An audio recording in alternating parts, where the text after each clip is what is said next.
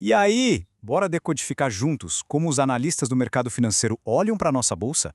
O que será que está por trás daquelas recomendações de compra, venda ou fica na sua para algumas das maiores empresas do Brasil?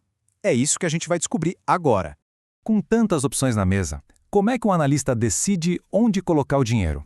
Pensa bem. Entre uma seguradora que parece um reloginho, como a Caixa Seguridade, e uma gigante do petróleo como a Petrobras, a escolha não é tão simples quanto parece. Então, vamos fundo nisso. E aqui tá o pulo do gato. A análise de verdade vai muito, mas muito além do preço que pisca na tela. É como uma balança, sabe? De um lado, o potencial de ganho. Do outro, os riscos. E não só aqueles que todo mundo vê, mas principalmente os que estão escondidos nas entrelinhas. E para a gente começar, vamos direto para a espinha dorsal da nossa economia, agronegócio e commodities. Esse é um setor que não só dá o ritmo para o mercado brasileiro, mas que tem um peso gigantesco lá fora também. Olha só, essa imagem diz tudo. É daqui que sai boa parte do que alimenta o mundo e que, claro, movimenta muita grana. Mas o ponto é, dentro desse setor imenso, cada empresa joga um jogo diferente, com suas próprias estratégias e seus próprios riscos. E quem são os grandes nomes aqui? Bom, temos a Vale, com um índice preço-lucro ali na casa dos 13 e pagando um dividendo bem interessante, de quase 9%. Tem a JBS, que é simplesmente a terceira maior do agro, e a Raízen, que tem um modelo de negócio bem diferente, todo integrado em energia. Cada uma delas conta uma história bem particular para o investidor. Agora, olha que curioso o caso da Raízen. É um contraste gritante. De um lado, a empresa tem uma visão de futuro super ambiciosa, querendo que 80% do seu lucro operacional venha de energia renovável até 2030. Fantástico. Só que do outro lado, a realidade de agora preocupa os analistas, que falam em deterioração operacional acentuada. É aquela tensão clássica entre a promessa do futuro e os desafios do presente. Ok, saindo um pouco do campo e indo para as linhas de transmissão. O setor de energia elétrica, principalmente o de transmissão, é famoso por ser mais previsível, quase um porto seguro para quem gosta de receber dividendos. Mas, até mesmo aqui, a escolha certa faz toda a diferença. Vamos comparar então ISA Energia e Taesa. As duas são gigantes da transmissão, mas a análise para cada uma é bem diferente. A ISA tem um potencial de retorno maior e ainda tem um tesouro escondido que pode vir de umas disputas na justiça, coisa de bilhões. Já a Taesa, mesmo com um retorno potencial menor, está quase no fim de um período de muito investimento. E o que isso significa? Que pode sobrar mais dinheiro para distribuir para os acionistas logo ali na frente.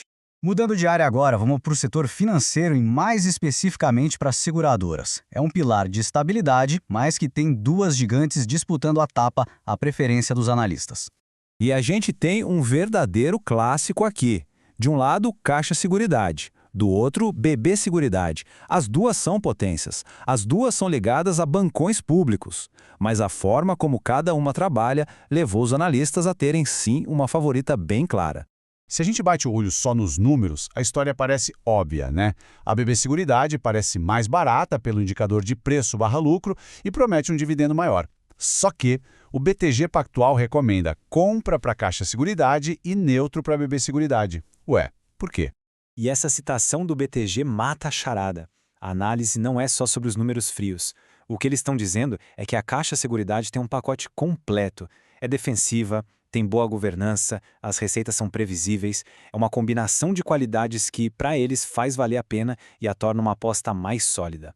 E claro, nenhuma análise do mercado brasileiro fica completa sem falar dela, a Petrobras. Uma empresa que é praticamente uma paixão nacional, que gera debates acalorados e que analisar é sempre um baita desafio. É preciso pesar os fundamentos, que são muito fortes, contra os riscos, que também são enormes. Esse slide aqui resume perfeitamente o dilema da Petrobras. De um lado, o time dos otimistas. O custo de extração de petróleo é um dos mais baixos do mundo, a empresa é sólida e os dividendos são bem gordos.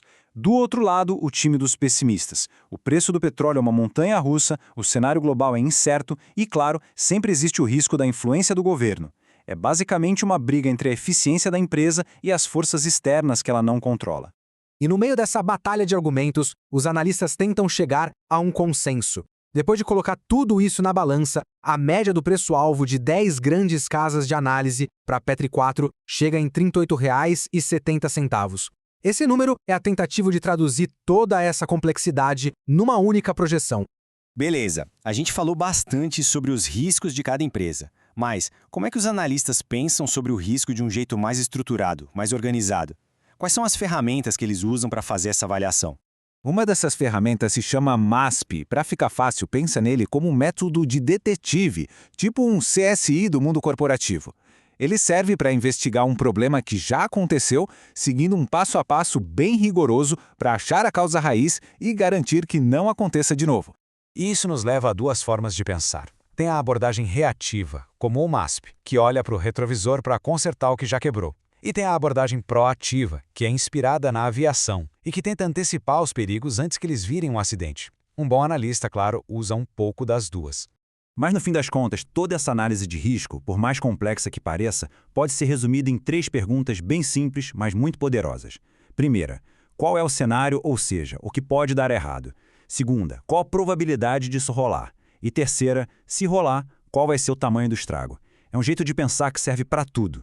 E com isso, a gente fecha o círculo e volta para o começo. Analisar um investimento é uma arte.